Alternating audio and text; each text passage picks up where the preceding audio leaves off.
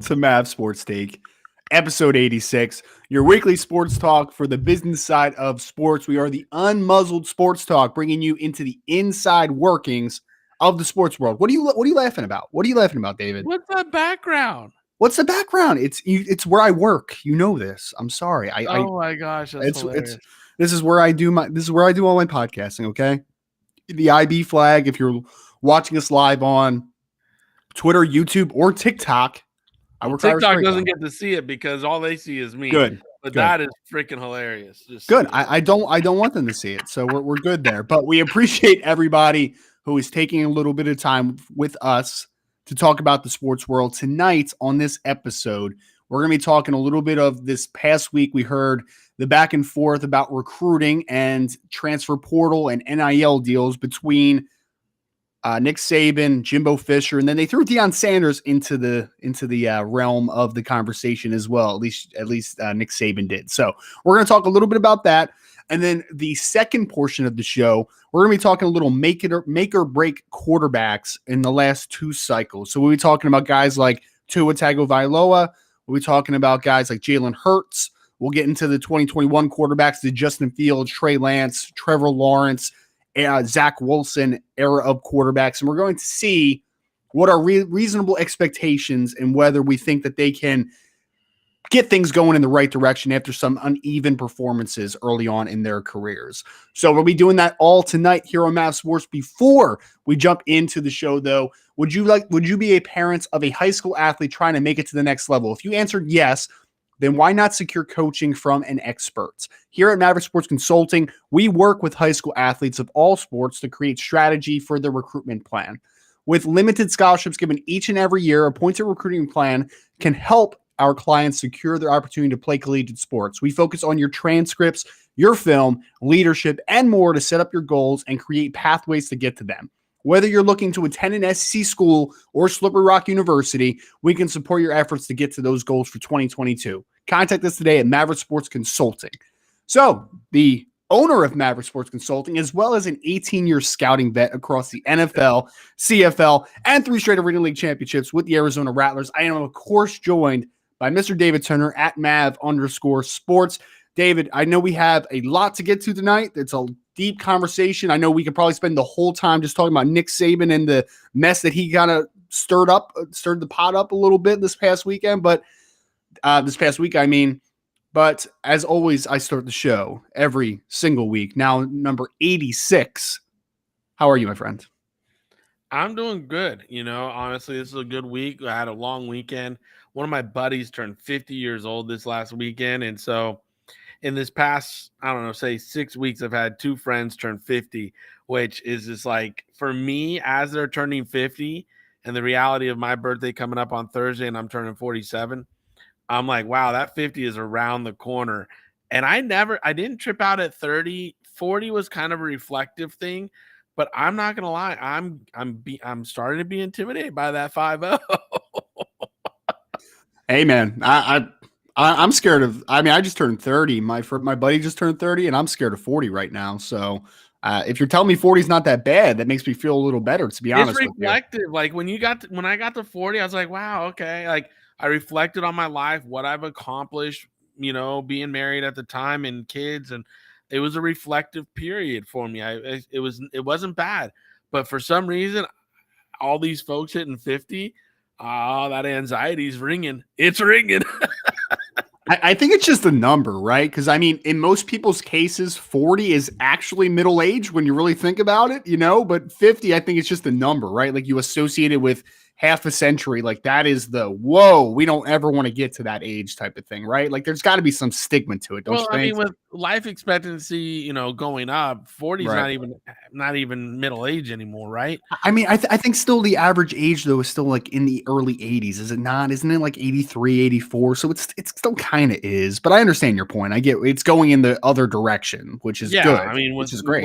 With people taking care of themselves a little better, not me, but other people are, and them eating healthier and walking and doing all their stuff, jogging. I think it might be called jogging. Laying off the booze. Yeah, I don't know that at all. So it's just a situation where people are making it a little bit longer versus back in the day when it was like 80, 83 and that was it. So Mm-hmm.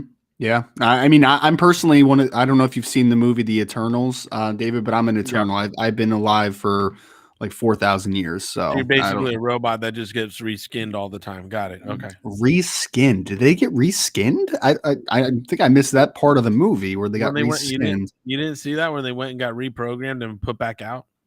Well, yeah, but they didn't get reskinned. They just got their memory basically zapped from them and put into a little vault there. And yeah, yeah. Yeah.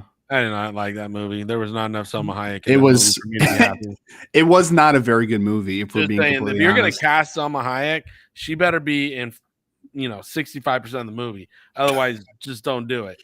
Did you like what movie did I just see recently? Oh, I saw the new Doctor Strange. Did you see that one? I haven't seen that yet. No. Oh, okay. I also am looking forward to seeing the new Thor movie, Love and Thunder. That looks very good. I saw the official trailer last night. It was like a 2-minute long trailer. It was really good, man.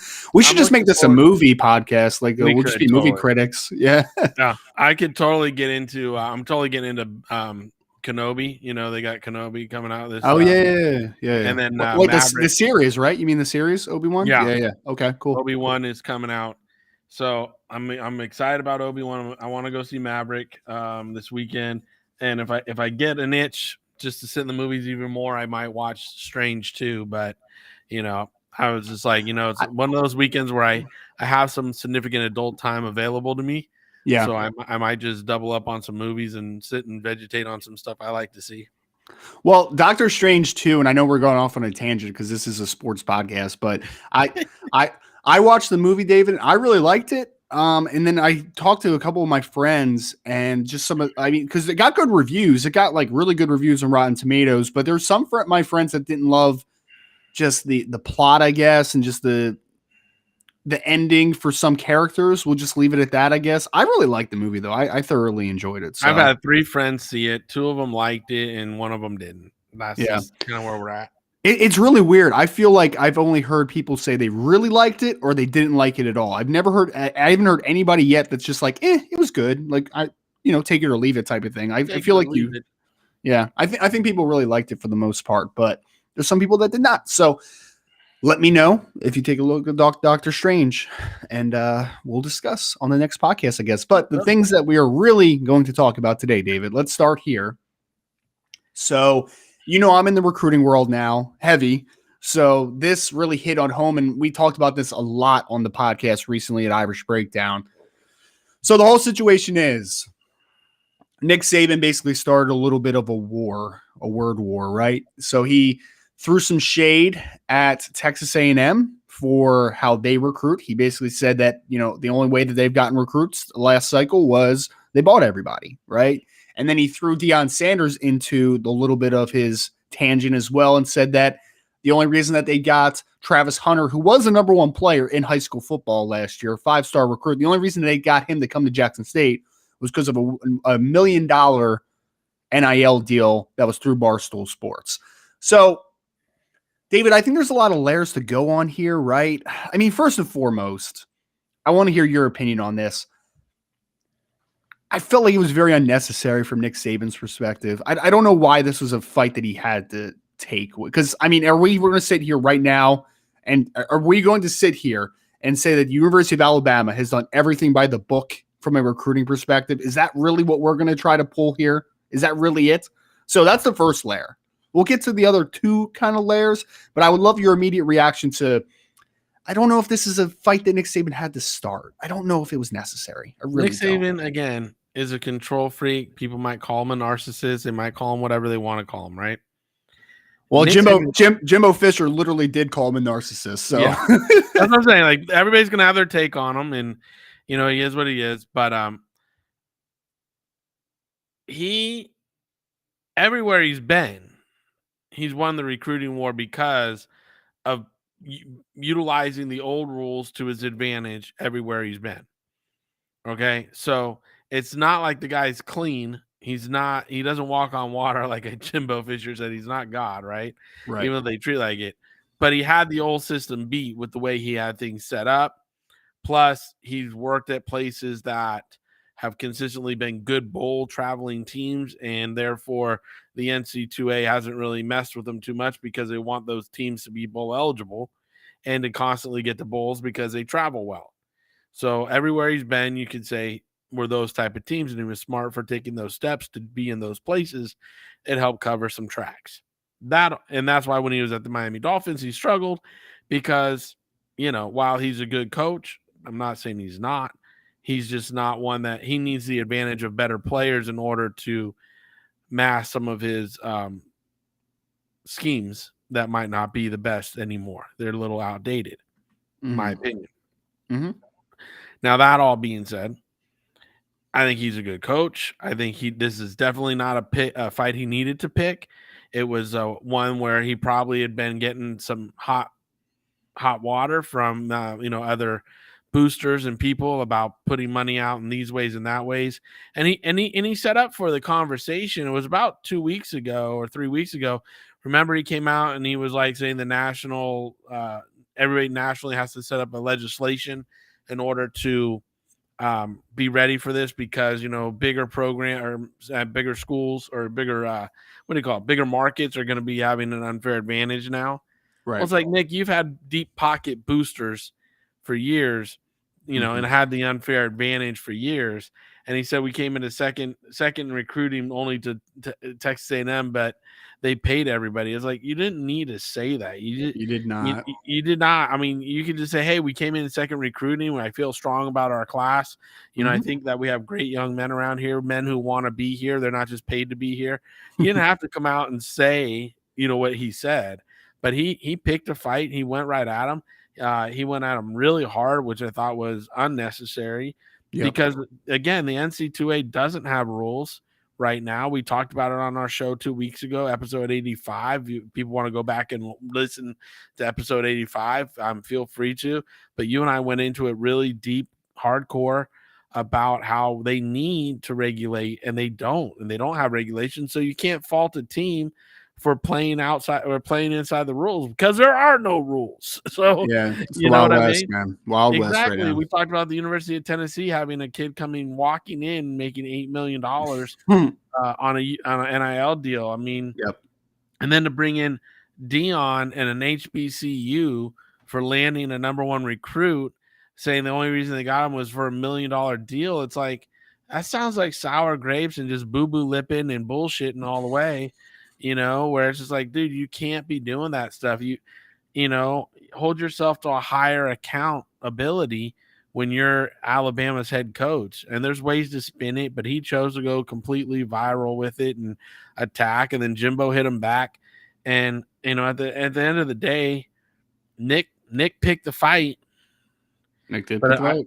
But I think by him picking the fight, it showed his weakness. Yeah. Now, it's just... It's like calling the kettle black, man. Like, Nick, you're telling me that you haven't done anything, right? I mean, it's just I think that it's just very contradictory in my opinion. But you mentioned one layer, David, the next one that I wanted to talk about, which was the Dion Sanders thing, right? So I already in my intro I already said, and you just kind of rephrased it. $1 million was given to Travis Hunter in an NIL deal. It wasn't directly from Jackson State, but it came from Barstool Sports, which was, they were together in this situation, right? And so I think that this was a really cheap shot by Nick Saban. And I think that it was unnecessary. Because, again, like you said, it's the Wild West right now. We're trying to navigate this situation, and we can talk about the validity of everything and the appropriateness of the NIL world that we're living in. But the fact of the matter is that I don't think Travis Hunter picked Jackson State just because of the $1 million NIL deal. Is it a part of the deal? Absolutely. But are you looking at me right now?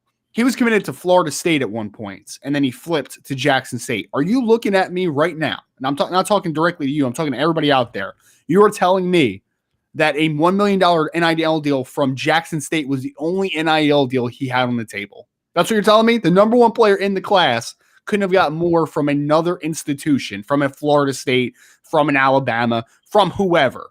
I think that's ridiculous, right? The truth of the matter is that he was offered money. He took the money. But also, there's a layer of him where he wanted to go to play for Dion Sanders and be a part of the HBCU. Like, I don't think that this was just simply a money grab because, again, if it was a money grab, why wouldn't you just go to the biggest school that's offering you the most money? You're telling me Texas A&M wouldn't offer you more money than Jackson State could? I don't believe that. I don't even believe that's at all. Well, so I didn't like the involvement with Dion Sanders and just throwing shade at him. Like, I didn't think it was necessary at all. Well, again, I think what Nick was doing because of Dion's affiliation with Barstool was trying to just say, Dion's got this unfair advantage with this donor basically in his pocket that will throw money wherever Dion wants. And that's something he was trying to point out in an, again, inappropriate way. And with that, it's also a disrespectful way to the kid because the kid, hey, Nick, guess what? The kid could go there for a year and not like it and then be in the transfer portal, dumbass. And then find another market and cash in twice. Right. And he could have came to Alabama, but now that you attacked him like that, is he going to Alabama? No, he's probably going to Texas A&M or Ohio State or somewhere that's going to play you. Maybe you just go over to Auburn just to mess with you because you said that. You know what I'm saying? So could you imagine if he went to Auburn? That would be fantastic. I mean, I'm that kind of guy. You know me. If I was that kind of athlete and Nick Saban said some shit like that to me, and I happened not to like Jackson State, like I just didn't like the education, didn't like the coach, whatever. So you're spiteful. I'm very spiteful. Very, very much so. You know me well enough to know that I would put my double fists up, fingers up, and walk over to Auburn and say, "Hey, you want me?" So I could play here and we could make Nick Saban just eat his words every game. I mean, absolutely, I would do that. And why not? Being honest, why not? Right. we got the top ball coach in the country saying that you're just going for a money grab when you're trying to go to a historic black college and do something for the renaissance of HBCUs right now. Like you knew you were number one dog, and by you going there was a statement that you were going to go to an HBCU, and you knew that, and now you're trying to, and he tried to taint it with what he's saying. Hell yeah, if I'm transferring up, I'm going somewhere inside, Nick Saban's conference, so he's got to play me, and I can crap on him every time I play him. Like, yeah, that's just the way. It's just like when Randy Moss got drafted, 14th or whatever by the Vikings. He's like, there's 13 teams that could have picked me. They're all going to regret it, right? Right. I mean, that fuels athletes. That fuels competitors. Is when you challenge especially this kid. It was a character move. I thought it was a great move by the kid to try to help HBCUs in their recruiting out because there's not much they can do. Right. And I'll be honest with you, if more black men coming out of high school would do what he did and choose to go to HBCUs, the predominantly white, the PWI colleges would all crap themselves.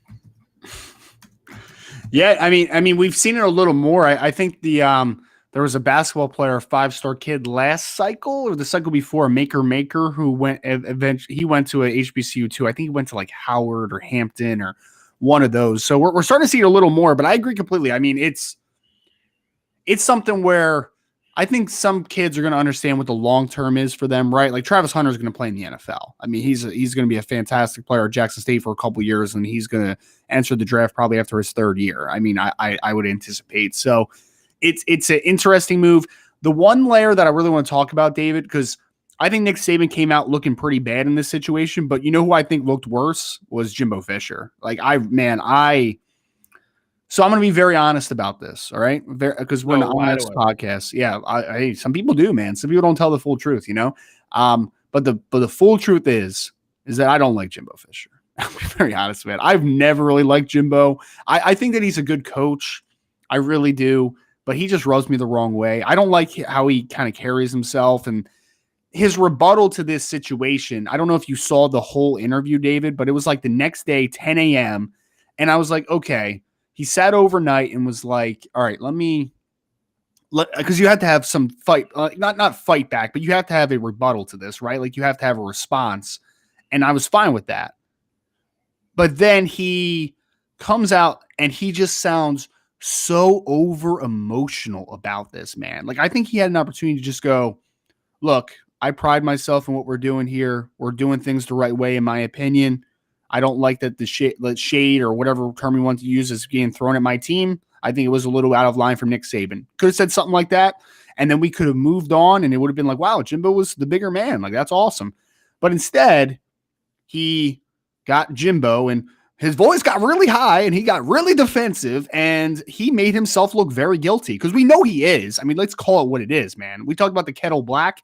Jimbo Fisher, there's improper benefits going around. It's like there's no doubt about it in this situation, and he is milking the system as much as anybody in college football, and it's proven, right? That's why they got the number one class.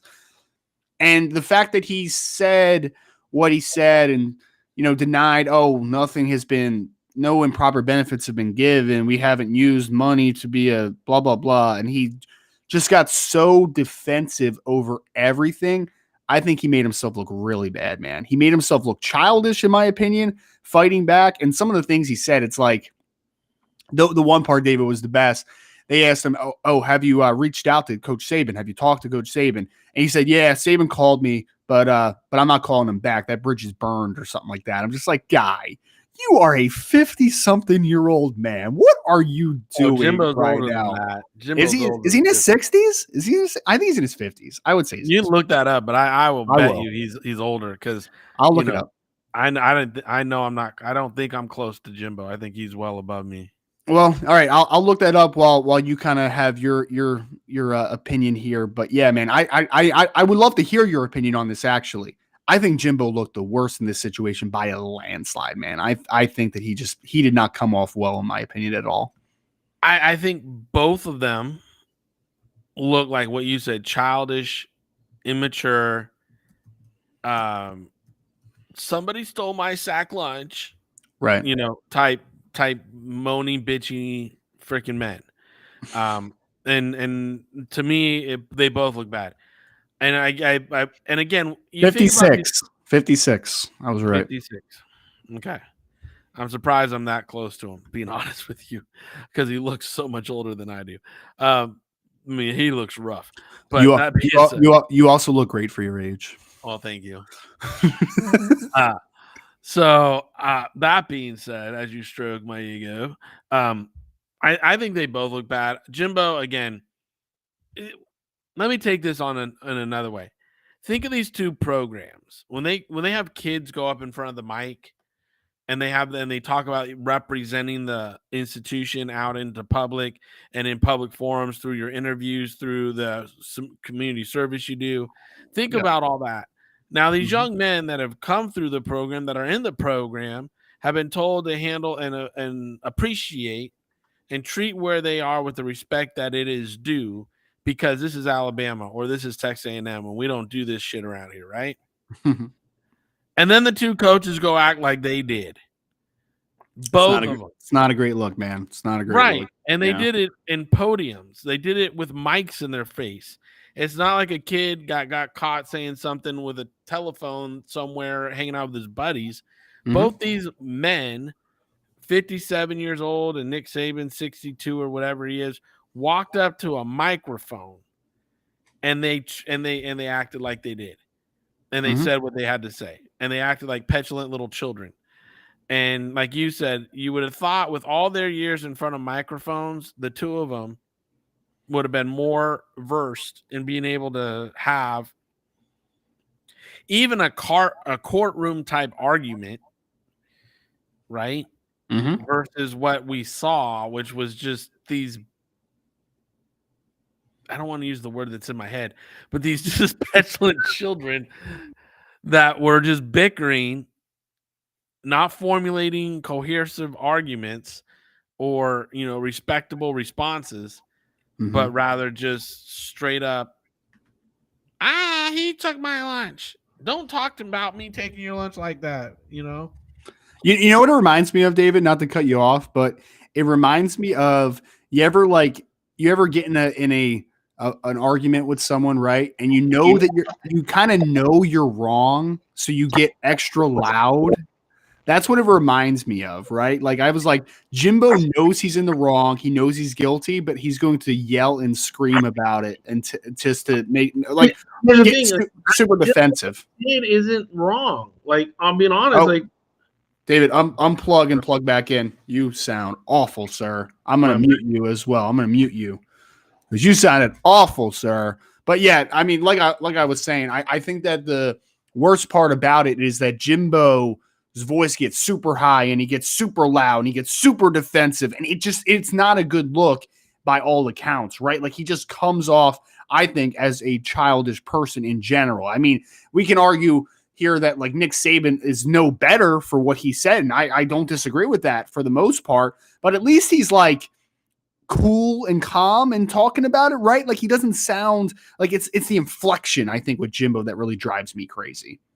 Jimbo's a lot more. Still bad. Man, I just had to mute you, David. If you can try to figure that out, I don't know. You sound not great, man. You're not great right now. So, yeah. So it's a interesting conversation because for me, one guy in Dion Sanders, I don't blame him for his involvement, or I don't blame him for utilizing NIL the way he has done, right? Because there's a third party involved. And again, I think that there is more layers to the Travis Hunter recruitment than just getting $1 million. Like there is a clear understanding of there's multiple layers to that recruitment, in my opinion, right? So we have that. And then we have the fact that Jimbo Fisher is, I think, very defensive in his rebuttal to Nick Saban. Those guys are in the fault, though, here, right? Like, they're the guys that I would blame in their situation and their actions here. And it starts with Nick Saban, of course, but I don't think that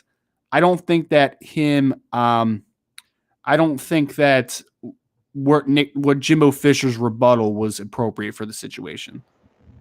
Yeah, I don't agree with. Oof. No. Here, David, go to your audio input and make sure that you have your mic selected now. Man, sorry for the technical issues if you are listening out there right now. We're going to get through this conversation. Last remarks about Nick Saban, about Jimbo Fisher, about Dion Sanders, and we're going to get into a little boomer bust quarterback play over the last 2 cycles. Before we get there, though, before we transition, have you secured any sponsorships with your name, image, and likeness yet? No. Well, what's keeping you from earning money or getting products today? Probably access to companies. Maverick Sports Consulting can connect those dots for you. We believe in the power of athletes making a living off of their own likeness while going to college. If it's simply that you don't have access to companies, don't let that keep you from being successful. Contact us at Maverick Sports Consulting so we can help you navigate your path to giving corporate sponsorships for your collegiate career. An athlete's earning potential is limited. Why wait until tomorrow to start earning today? It doesn't matter what sport you play. We help all our athletes achieve their goals. Just contact us at Maverick Sports Consulting. TikTok, the clock is ticking. All right, let's see if David Turner is back here. David. I don't know. Can you hear me? Or yes. Yes, there it is, sir. Okay. Yeah, you sound good. David, final thoughts on the whole situation, and we're going to get into some quarterback talk.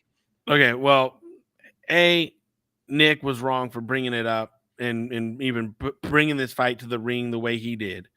B, Jimbo, to me, didn't do anything wrong. He used the NIL, environment the way it was, not intended, but the way he could use without violating any rules, regulations, or anything else. He just beat you to the punch, Nick, and now you got sour grapes. And then C, with Dion Sanders, again, he's utilizing the rules to better his team, but also by getting that 5-star recruit, there's a social movement, which I think Nick Saban's not in touch with, where a lot of young black males and young black women are going back to HBCUs and choosing to go to HBCUs to give them leg up on recruiting and educations and things and such of that nature. There's a renaissance going. Our good friend of the show, Steve Weiss, we've talked to him a few times about how he's seen it, and he's an HBCU advocate, obviously, graduate and all. So it's something that I think Nick Saban, might be feeling a little sting from losing that recruit, but also trying not to lose more recruits. And by him acting the way he did and bringing Dion into it, who he didn't need to bring into it, I think it's going to affect him in recruiting because it made him look bad. And also, when Dion's the Florida State head coach next year or the year after, Dion's going to bring it up, in recruiting, is that Nick Saban went after him and went after his, ability to help young black men while he was at, Jackson State.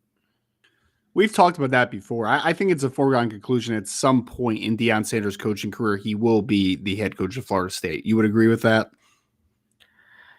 Yeah, I think it's going to happen. I don't know if it'll be this year or next year, but I predicted it was 2 years last year. So I think we got one more going. And then, I think this guy that's there he's walking on eggshells right now. Mike Norvell. Yeah. I mean, I feel bad for Norvell because I really don't think he's that bad of a coach, but it's just, he got put into such a bad situation. I mean, if we're being completely honest, but yes, I mean, we'll see obviously with everything Dion Sanders lair. But David, I want to move on to some quarterback talk for our second and final segment of the night. So let us talk here. I think we're going to start with the 2020 class because there's only one guy that actually two guys that we want to harp on a little bit, right? Because we have seen Justin Herbert has been fantastic his first 2 years. Joe Burrow just took the Cincinnati Bengals to a Super Bowl appearance in his second season. They're not on a hot seat. They don't have question marks surrounding them. But two quarterbacks in that class do have question marks. And one is Tua Tagovailoa, who I mentioned a little bit before, quarterback out of Alabama, who's now starting quarterback for Miami Dolphins. And another former Alabama quarterback, Jalen Hurts, who ended his career at Oklahoma, is the starting quarterback for the Philadelphia Eagles. Let's start with Tua because he was the higher draft pick. He was number 5 overall pick, I believe, right? Because Herbert was 6, I think, if I remember that correctly. So, David, I mean, honestly, if you look at the raw numbers and some, specific starts for Tua, it hasn't been bad. It's just the fact that there's been some inconsistency around him, and also there's been some injury spots, right? Like, and that dates back to his Alabama career. Obviously, he missed some time during that career with a hip injury, and there's been some injury and durability concerns with Tua Tagovailoa. So we're entering in a season here, season number 3.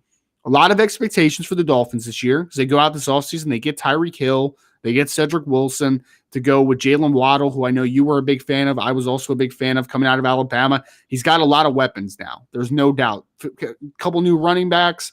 The new coach, Mike McDaniel, is a guy that I like. I think that it was a good hire by Miami for what they need from an offensive injection conversation. So a lot of pressure on Tua. What do you feel like are the expectations for him going into next year? Well, again, I applaud what Chris Greer did this offseason. He got aggressive, and you know what? He got Chase Edmonds, right, as a running back. He got Sony Michel. He, like you said, he went and got Tyreek Hill. You got Cedric Wilson, Jalen Waddle. You still have Mike Gesicki, who's the tall receiver they call a tight end.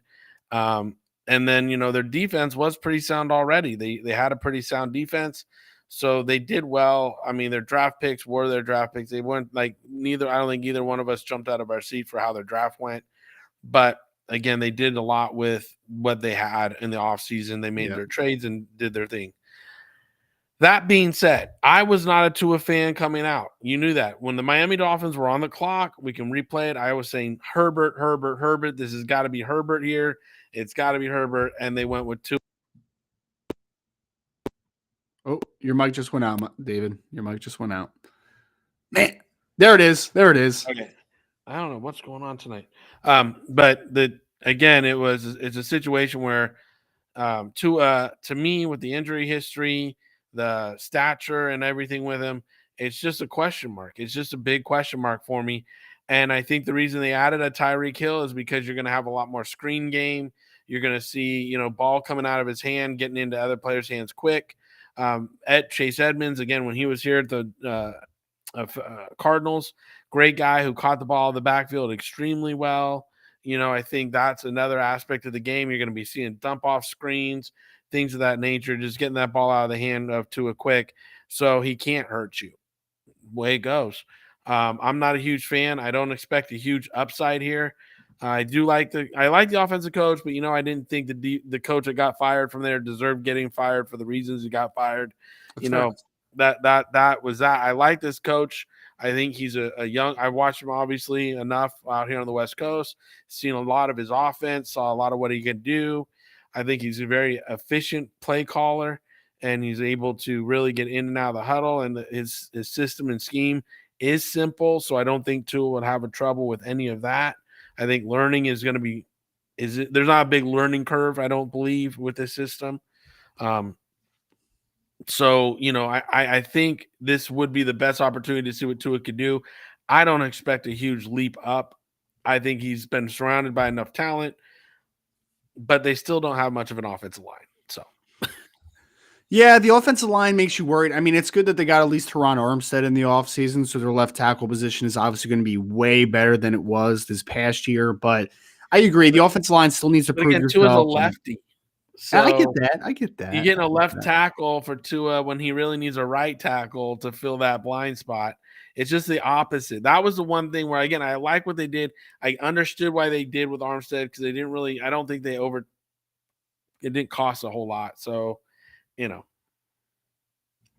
I don't know.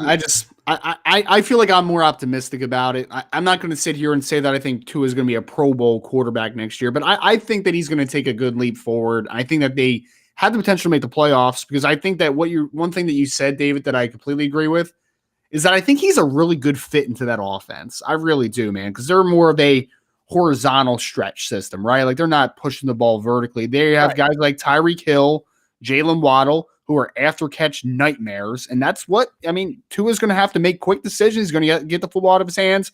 And you have two of the best players in the NFL as far as after catch ability. So I think that they're going to do well. You mentioned Chase Edmonds, Sony Michel, Raheem Mostert. The running back group is so much better than it was last year in Miami. So I think the offense is going to take a nice step forward in general. The offensive line, although there are still questions that have to be answered, it's certainly better than it was last season. Like last year, it was awful, man. That may have been the worst unit in the NFL last year. So I have expectations for Tua. I'm a little higher on the situation. I get the skepticism. My biggest thing with Tua is we talked about. Wait, did you say nepotism? No, I did not say nepotism. Oh, I just thought because your dad was a Dolphins fan. I have no rooting interest for the Dolphins. I could care less. My dad's probably listening to this too, and if they're good, they're good. I really don't care. I'm not like I don't have a second team I don't have like an AFC team and it's the Dolphins because my dad, I'm a Rams fan and that's it. So I don't have any rooting interest there. So, but I think that it's something where I don't think Tua's going to fail necessarily because of his play. I think it's going to be the durability concerns that does him in if something does do him in, right? Like I don't think that he's going to be awful as a quarterback. Like I don't see that. I don't see bust because he's just straight up a bad quarterback. I see bust because he unfortunately went in front of Justin Herbert, which looks bad. Like, let's just call it what it is, but also with the fact of the durability concerns. Like, that's the biggest thing for me about Tua Tagovailoa. So he's, I think, in a make it or break it year, I would call it that.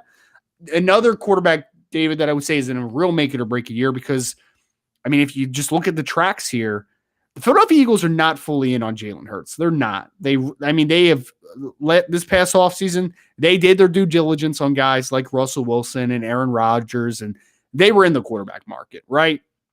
So Jalen Hurts, for people that haven't followed too much, played a little bit as a rookie in the Carson Wentz saga, right? And then last year, he started the whole year. Passing was very up and down. And a lot more down than up, to be honest with you. He threw like 16 touchdowns, 9 interceptions, very just blah, from a just pure throwing perspective. But he does bring a nice element as a runner. He ran for over 800 yards, had 10 rushing touchdowns, averaged over 5 yards a carry. Like, he's a good running quarterback. Passing, I think that there's just some limitations in my opinion. But David, they are fully on board here that it is a prove it year for Jalen Hurts because they went out, they got A.J. Brown.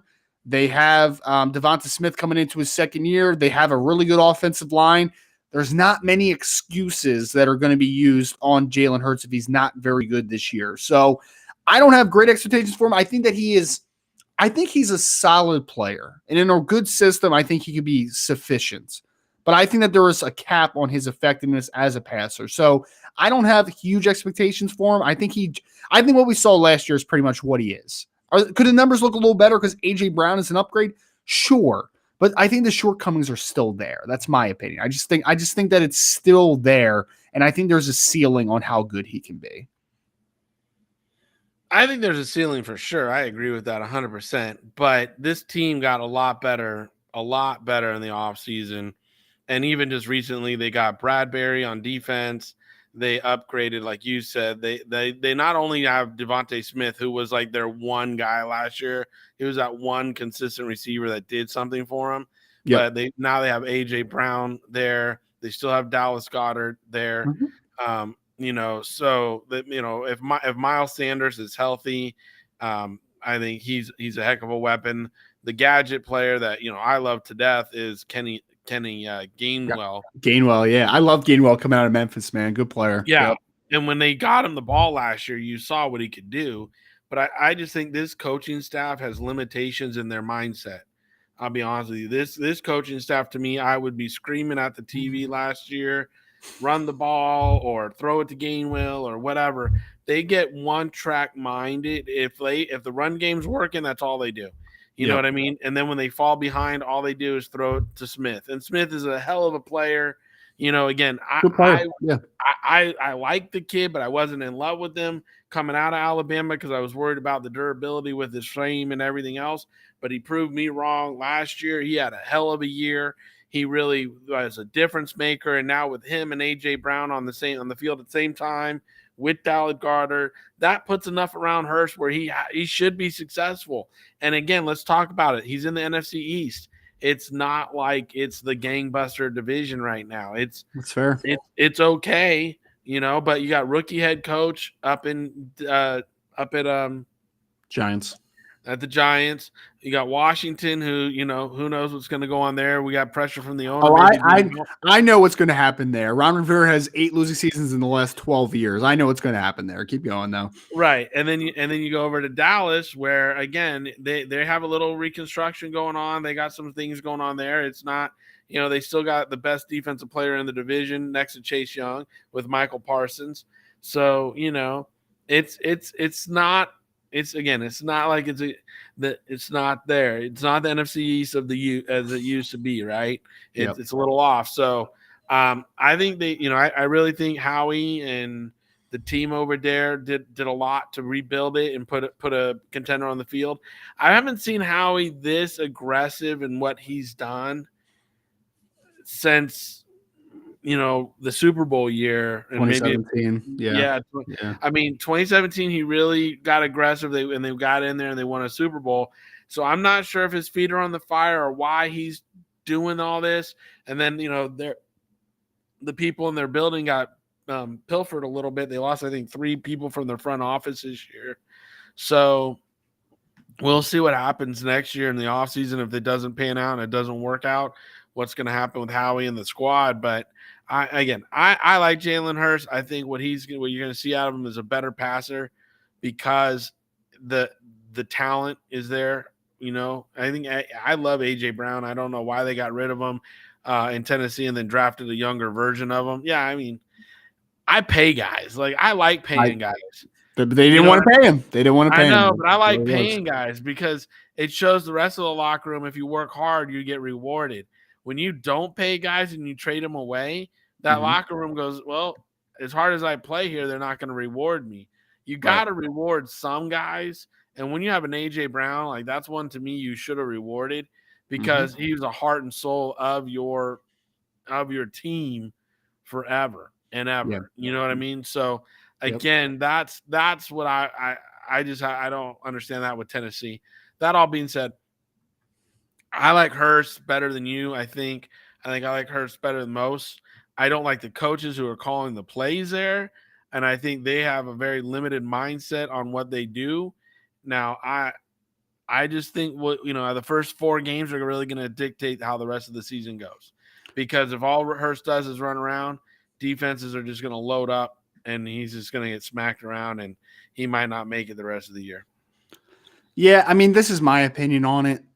I've never been a Howie Roseman fan. I've been very vocal about it. I will say he had a good offseason. I mean, this is the most talented team the Eagles have had since the 2017 Super Bowl. It is easily, in my opinion. I mean, you have guys now. I mean, we didn't even mention the defensive additions. Like, I mean, you mentioned James Bradbury, but Hassan Reddick has obviously been a double-digit sack guy the last 2 years. My thing, though, is I don't trust the defensive coordinator, Jonathan Gannon, to use him properly, because last year was just so vanilla, man. And maybe it was vanilla because you didn't have the horses. Like, that's a fine conversation. I can have it, but I just, until I see it, I don't trust it, right? So I have some skepticism about the coaching, like you kind of said, but I think that the reason that, and this is just my opinion, because I think that Howie's going to be safe in Philly as long as he wants, basically, because he's just tight with Jeffrey Lurie, and that relationship has just been well documented at this point, right? But I think that he loaded up this offseason because this is truly, there's no excuses for Jalen Hurts. Like, there's none, right? And I think that every move that he's made over the last couple of years and everything he said has made it very well known that Jalen Hurts is not the foregone conclusion future of this team. He's done his homework on other quarterbacks. So I think what we're seeing here is, let's put a great team around him. And if he doesn't do well, then there's not going to be backlash of just getting rid of him because you just didn't buy in, but he did some good stuff. Like, if he fails next year, that's going to be an easy kind of move to make, right? Like, to get off of him. So we'll see what happens in Philadelphia. My wife's an Eagles fan. I don't root for them to not be good. I hope they have a competitive product for what they are. And we'll see what happens with Jalen Hurts. But, David, let's go quickly to the 2021 quarterback class. We have about 15 minutes. We're going to kind of roll through some of these guys. Plenty of time. Let's start with the number 1 overall pick last year. Let's start with Trevor Lawrence, quarterback for the Jacksonville Jaguars. I think we can both agree on that we both like the talents of Trevor Lawrence coming out. I know I liked him a little bit more than you did, but I think we both respected the talent at the very least. It was just always, man, he got put into a bad situation. Like, just an awful, like a dumpster fire. Like, let's call it what it is. Urban Meyer, was a train wreck rolling downhill on fire with no stopping. That was not the situation that he wanted to be thrown in. And we talk about Urban Meyer forever. It's just not a great roster. It's not a great situation that he got thrown in. You have Doug Peterson coming in, who, I'm not the biggest Doug Peterson fan. I think he's a good coach, though, and I know that he's better than Urban Meyer as an NFL head coach, right? So, like, that's a definite upgrade. There's no doubt about that. They spent a lot of money this offseason getting guys like Christian Kirk, overpaying guys like Christian Kirk. Overpaying everybody. I mean, you're not wrong. You're not. I think they were just like, man, we have to overcorrect so much, so we're going to put out these stupid contracts, but that's another conversation for another time. But so they have James Robinson coming back from injury. Travis Etienne missed his whole rookie year, the first-round pick out of Clemson last year. So there's some pieces to get excited about. I expect Trevor Lawrence to take a big step forward because, I mean, last year, again, the situation could not have gotten much worse. At worst, it will be better. How much better? We'll see. There's still a lot of holes in that team, especially in the offensive line, but I expect him to take a step forward. How big is the question mark, but I don't expect Trevor Lawrence to be a bad player in 2022. I think Trevor Lawrence will take a step forward because, again, all this distraction from the coaching and everything will be off his, be out of the locker room, out of the building. Doug Peterson will not be bringing that kind of environment with him. That's just not who he is as a man or as a coach. I'm not the biggest Doug Peterson fan. I don't believe he schemes well.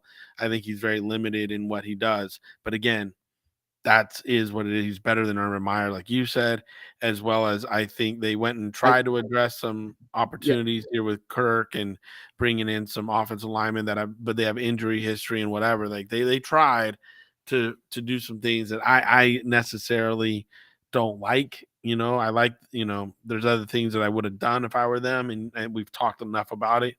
But as far as a quarterback goes, I think Trevor is going to be a good quarterback eventually.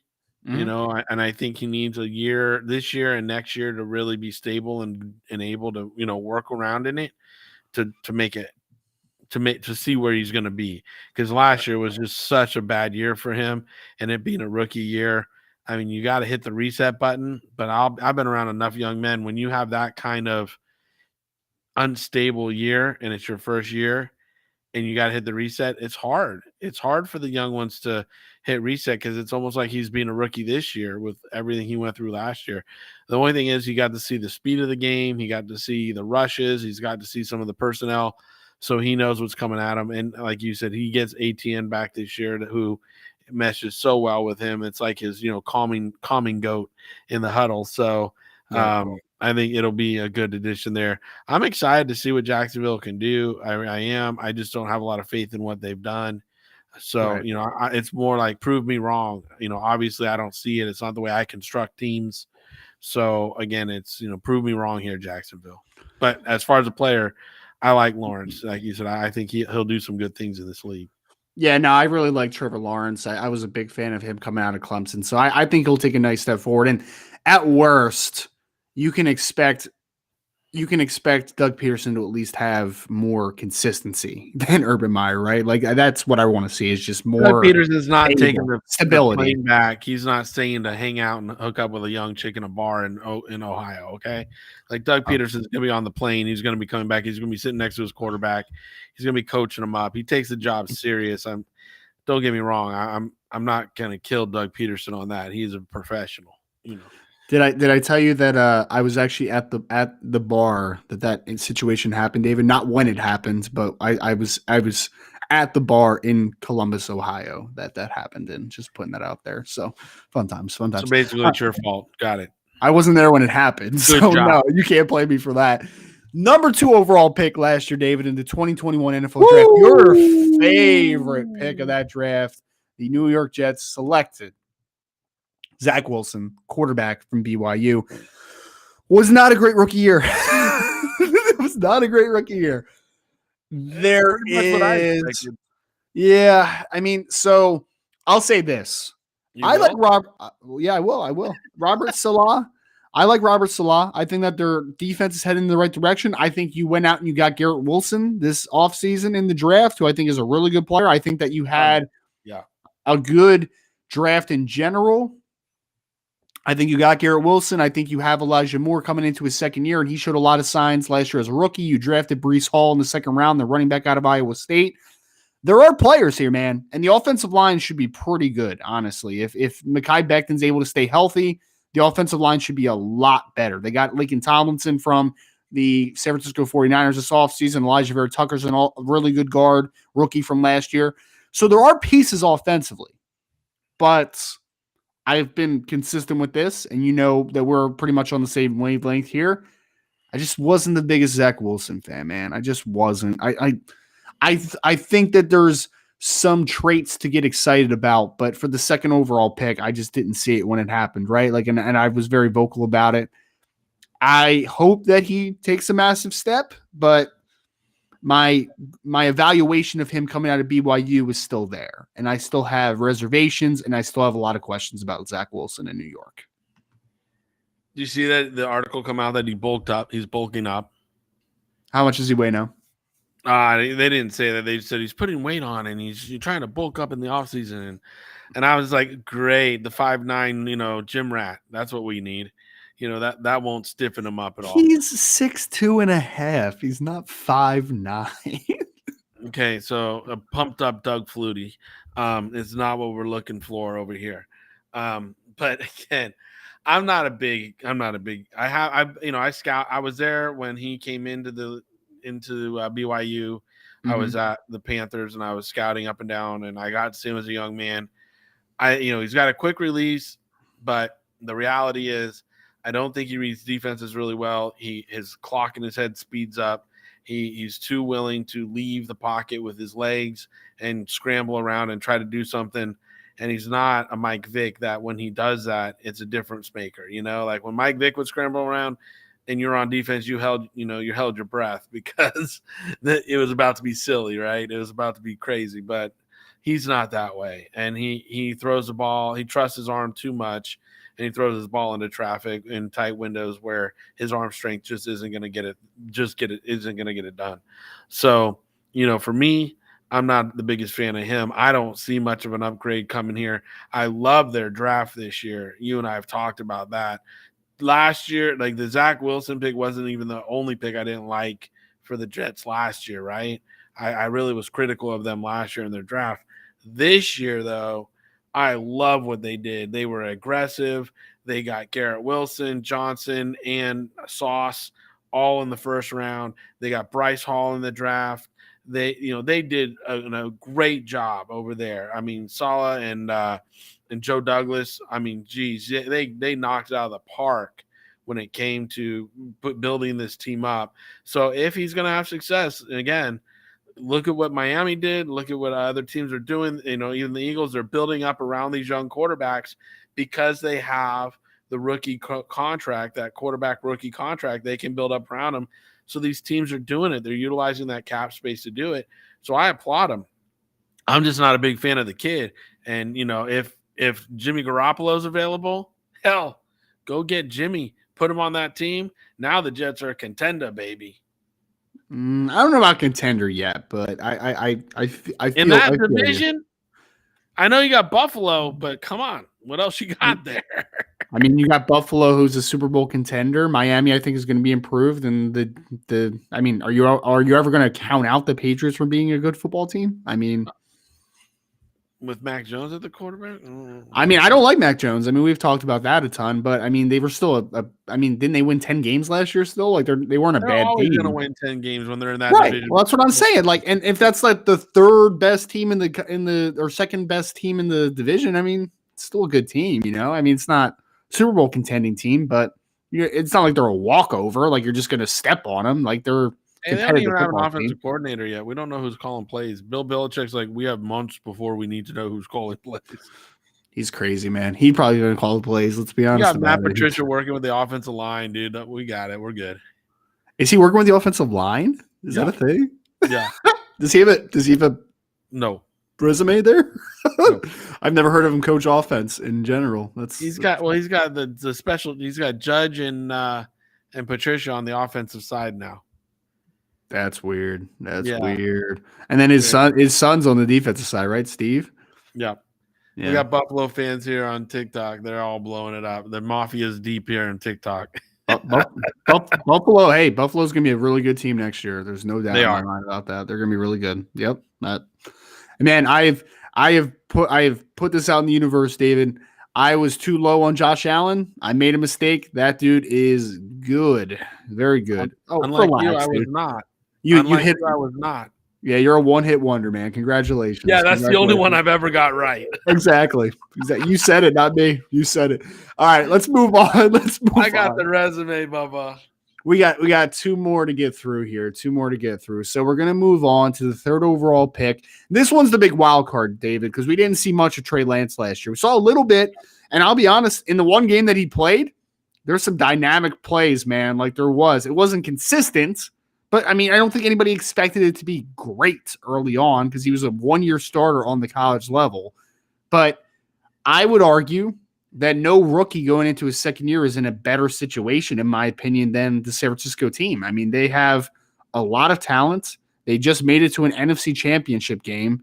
They're a good football team, and there's a lot of tools to work with. I know Debo's unhappy, but if they remedy that situation, you got him, you got Brandon Ayuk, Johnson, Juwan Jennings, the wide receiver out of Tennessee for a couple years ago, George Kittle, Elijah Mitchell. That's a good team. The best left tackle in football right now in Trent Williams. Like it's a really good offense. And I like his fit in that offense in general. So, I mean, and David, I'm gonna be honest, like there's going to be some learning curve. I mean, because he's a player where he's so physically gifted that there's some chances he's going to take sometimes where you're just going to kind of say, man, let's hone that back a little bit. So I expect some interceptions. I expect some turnovers, but I also expect to see why he was the third overall pick because I think his talent is absolutely through the roof. So I think he's going to have a really successful first year as a starter. There's going to be mistakes, but I expect Trey Lance to be a very good player in this league, and I expect it to start in 2022. I think Trey Lance is going to be you and I talked about it. When they traded up for that pick, everybody was talking about Mac Jones and, if Zach Wilson fell and blah, blah, blah. And you and I were both on this. It was like that move up was for Trey Lance. Trey Lance has the arm talent. Trey Lance has the mobility talent. He is tailored. You talked about tailor-made for an offense. I think he's tailor-made for what Shanahan wants to do, what they can do. As long as they get Debo out of the backfield from running the damn ball, I think Debo will be fine. That's just not what he wants to do. And I get it. He did it for a year and he got banged up. I mean, shoot, he was 80% of the offense, and he was a fantastic version of it. But if you let him just be a receiver, I mean, he's going to just tear through people. It's going to be unheard of what he does. So, again, just calm it down on him a little bit, get him chilled out, and then you'll be fine. I'm really excited about Trey Lance. I really am. I can't wait. Like you said, the first 3 to 4 weeks, there's going to be some growing pains. There's going to be some misreads, but this is a 17-week season now. You got to hit stride at the back end and into the playoffs. So I'm not going to worry if there's some growing pains in the first 4 weeks. I think by week 5, he's going to start hitting, and by week 10, he's going to be ginning. Yeah, no, I don't disagree, man. I'm a little upset that he's going to be in the Rams division because I'll have to see him a bunch. But I was a huge fan of Trey Lance coming out. He was my second-ranked quarterback in that class. I think that there's just a tremendous upside, and he's going to have those because I think that the gunslinger term is thrown out there a little too much, to be honest with you. But he's got some Brett Favre in him, man, where he's just going to trust his arm a little too much at times. But he's going to make a lot more throws and he's going to miss. So it's all right. I mean, it's like a double-edged sword, man. He has it. It's gonna hurt him sometimes, but then there's other times where you're just gonna be like, wow, that's why that kid was a top 5 pick. Like I'll give you a story on that kind of quarterback. I was at the New York Giants when we had Eli as a rookie. Okay, Kurt Warner was our starter, and we had Jesse Palmer, and Kevin Gilbride was our OC quarterback coach, right? And he would design a play, but he'd have a crosser that was trying to clear it out. Yeah, freaking Eli would gun it between two and squeeze it into the crosser, shocking him because the crosser wasn't even expecting the ball; it just showed up. It was kind of like one of these, right? And Gilbride would turn to the other quarterbacks like, "Don't try that." That's that's like there was a clip on. It was Pat Mahomes in practice apparently, and it was like some type of mesh, but I think there was a backside post in the conversation, and he was like, I think Andy Reid walked up to him and is like, who would you throw to here? He's like, oh, I'd hit the backside post. He's like, what? No one does that. Don't do that. But then he did it in practice. He's like, oh, okay, I guess you can do that. Like you're gifted enough to do that. And again, that's going to be a hindrance sometimes for him because he's going to try one that he shouldn't try. But then that's what makes Patrick Mahomes so special, and Josh Allen and those guys that are at the top of the ranks right now is that they can do that stuff, man. That's like unteachable stuff. Some guys just don't have that, right? And I think that's why I wasn't a big Mac Jones guy coming out of Alabama, right? Like I think Mac Jones, for what he is, can be solid and he can be fine, and it's whatever. It's cool. But there is limitations to the place he can make. Things have to be good around him. I don't think things always have to be good around Trey Lance. I know things don't always have to be good around Patrick Mahomes. I know things don't always have to be good about Josh Allen. That's why those traits matter. Like they can make throws that are rare. People throw out the word rare too much. But Trey Lance can do some rare things as a thrower. He can 100% do some rare things. So I expect a big jump. Last guy I want to get to, David, Justin Fields, drafted by the Chicago Bears. I'm going to leave this very point blank, man. I think I liked Justin a little more than you did, but he went into did you like Justin? Were you a Justin Fields fan? No. Yeah, well, yeah, I definitely liked him more than you did then. I did not like Justin Fields at all. I will say this, and then you can finish up on it, okay? I will say this. Justin Fields, I think, has really good tools from an athleticism perspective, good frame. I think he's got a strong arm. All that stuff is good. For me, though, he was the number one quarterback in that class where I thought he had to find the right situation. He had to fall into the right spot, and he didn't fall into it. I'll be very honest. You go with Matt Nagy for a year, he gets canned. It's weird that they thought a rookie quarterback would help them in the short term, which was just dumb. But anyway, they fall flat on their face in that situation. And now Matt Eberflus comes in, the defensive coordinator for the Colts, which maybe he's a good coach. Maybe he's going to be really good, but I thought they needed an offensive guy and like a legit offensive guy there because Chicago, for the most part, usually defense isn't really the problem. It's been the offense hindrance over the last few years, and you didn't get a proven offensive coach in there. I think Laser might be their guy that came in who we'll see. But I'll be very point. I don't expect a big jump from from Justin Fields, and it's mostly due to just I don't like the situation he's been brought into. I don't like the situation that it still is. I think Chicago is just not going to be a good football team next year. I agree, but I disagree with Justin Fields' limitations. When he was at Ohio State, they ran trip to the boundary way too much, and that's all he needed to read was one safety, really one side of the field. And now he gets to the NFL, and you see it. He struggles to read the field, and he doesn't get the ball out quick enough.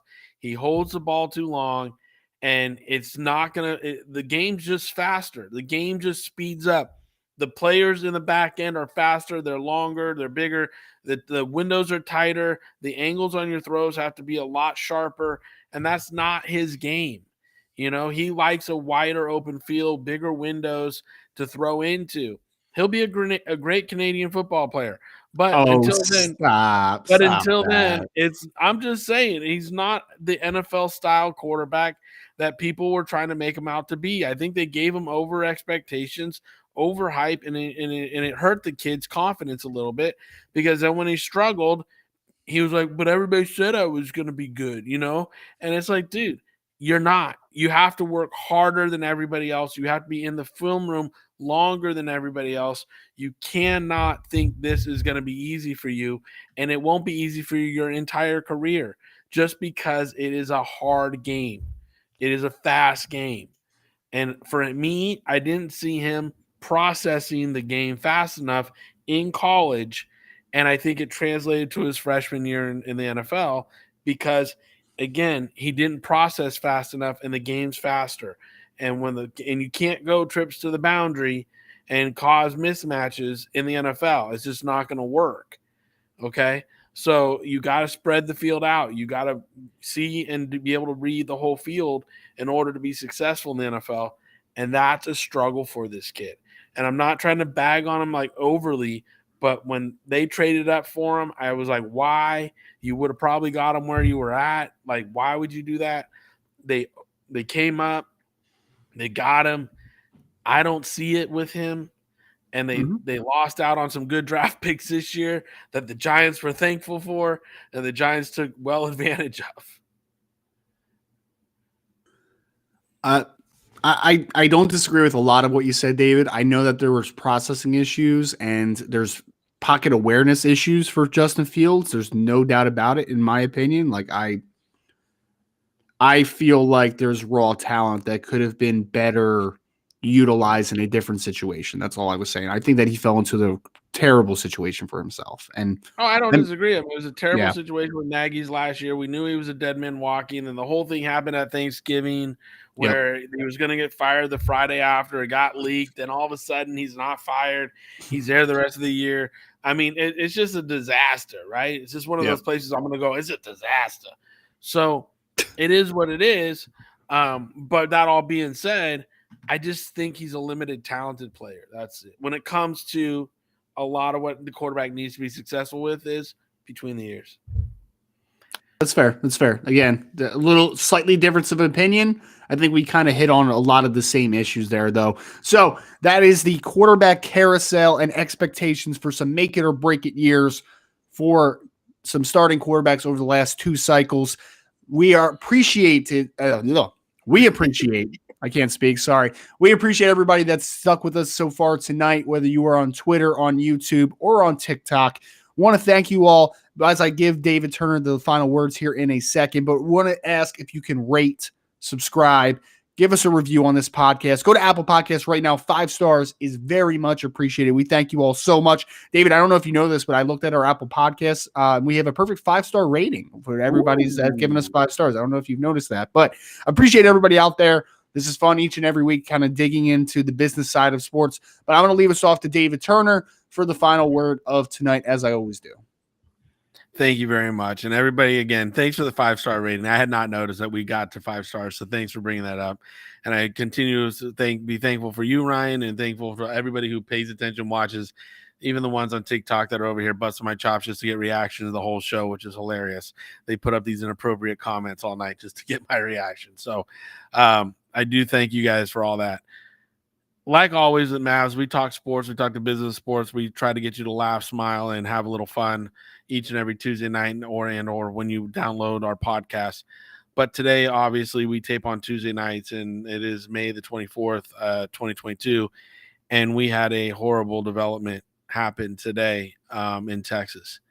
And I am one that, as a father of an 8.5-year-old who just finished her 3rd grade year, going into her 4th grade year, this one hits hard and really close to home. They all do, obviously. Any kind of these kind of developments that happen hit close to home for me. With having kids, whether it's a high school or a grade school like today's were, or middle school. I'm sick of it. I'm absolutely sick of it. There's no. I'm a person who grew up in a hunting family, a fishing family. You see the trout on my wall. I got a tattoo right here. I mean, I'm all about it. I understand gun ownership, responsible gun ownership, but too many of these, you see 18-year-olds and easily influenced young men grabbing guns, and older elderly men that went like to the church in California not long ago. We need to get the guns out of their hands. We need to stop defending the Second Amendment like it's chapter and verse and it's in the Bible, and understand there has to be some sort of responsible leadership to get these guns out of the hands of the wrong people. It's not about putting guns in the other hands. Look at what happened at the supermarket. There was an ex-cop that was a security guard, and he lost his life in Buffalo, New York. He couldn't get the gun out and stop the guy. Why? Because he had armor on. The guy had armor on. These young men that are in deranged individuals who are taking to schools, supermarkets, churches, just they're creating terror in our own society. You talk about this as freedom.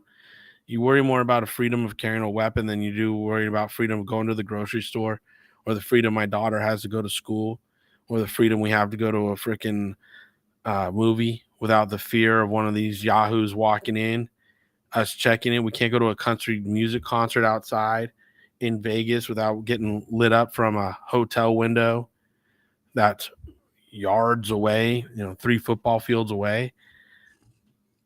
So at some point we got to say enough's enough, and we got to find a middle ground here and compromise on responsible gun ownership and purchases and cut all the loopholes out, because this is ridiculous. And we lost, parents lost 14 children from 2nd to 4th grade. The number is up to 18 now, by the way. Sorry, that must have happened while we were on the air. I didn't see it. Yeah, I just looked it up. Yeah. Children and a teacher that were from ages 2nd grade to 4th. So you're talking 9 years old and younger. They didn't do anything. They didn't do a damn thing but go to school today. They went to school today, and their parents are planning funerals tonight.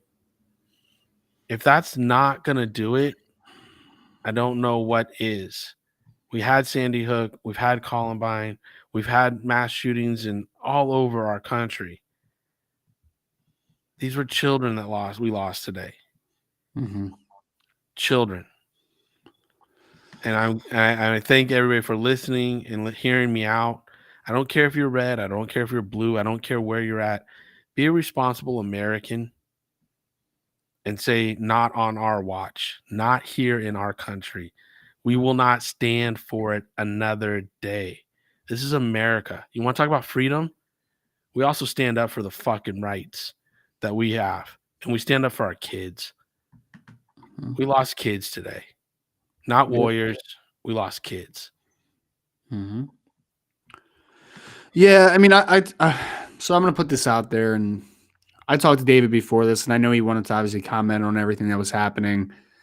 I put it on Twitter, and this is basically where I'm at in this whole situation. For people that don't know me well, I've been a educator for the last couple of years before I transitioned into the media full time. I was in the middle school. My wife is still an elementary teacher. She teaches 4th grade here in New Jersey. And the only thing that I was thinking about today was all the students that I had. just because, I was kind of in the weeds a little bit, right? And I know what it feels like to be in a school environment and have children that depend on you. And I thought about them, and then I thought about my wife, who has to go into an elementary school tomorrow with this that just happened. And then I thought a lot about that everyone is now, we use this situation as an opportunity to prove us right or wrong on one side of the ledger, right? And I have yet to see any of those children, 18, and one teacher. I have yet to see any of their names out there. And it makes me incredibly sad because I know the gunman's name already. And I can't give thoughts and prayers to these poor children individually. That, because like you said, David, it's not that their lives are lost, their families are all affected by this. Think about all the students that did survive this, who just lost friends and classmates and are traumatized for the rest of their lives. How can you look your son or daughter in the face as a parent tonight who survived this and say, it'll be okay and you're safe? I don't think you can do that. And as a person that has a wife that is an elementary school teacher, I have had many thoughts after hearing this that I don't know if I want her to go to work tomorrow, just because it's unsettling. And I just saw in an article that this is the 30th school shooting this year. And again, I don't want to focus on that right now.